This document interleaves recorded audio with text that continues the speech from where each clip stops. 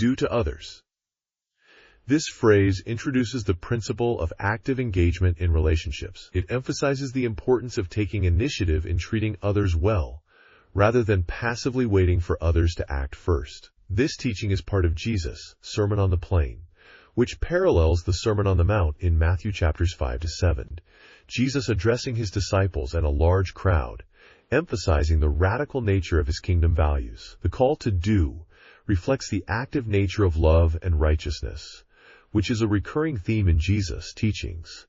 Matthew chapter 7 verse 12, James chapter 2 verses 14 to 17. As you would like them. This highlights the empathetic and reciprocal nature of the command. It requires self-reflection and understanding of one's own desires and needs, which then informs how one should treat others. This principle is rooted in the Old Testament law, such as Leviticus chapter 19 verse 18, which commands love for one's neighbor. It also aligns with the broader biblical theme of justice and fairness, as seen in the prophets, calls for equitable treatment. Micah chapter 6 verse 8. Do to you.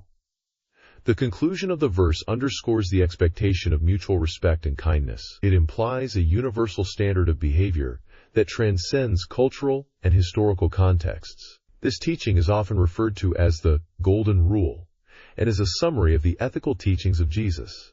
It reflects the character of God, who is just and loving, and calls his followers to embody these attributes.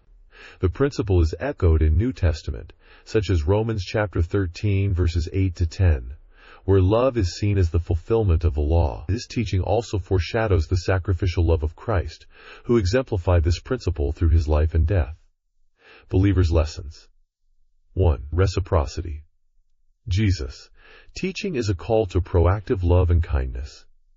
It is not merely a passive avoidance of harm, but an active pursuit of good for others. 2. Rooted in love. This suggests that treating others well should be a habitual practice rooted in love, reflecting God's character. 3. Universal application.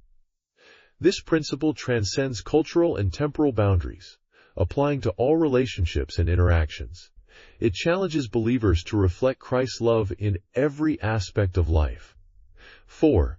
God's nature. Christians mirror the grace and mercy of God, who treats us with kindness and compassion beyond what we deserve. 5. Self-examination. This verse invites believers to examine their motives and actions, ensuring they align with the love and respect they desire from others. Please subscribe for alerts on more Galaxy videos.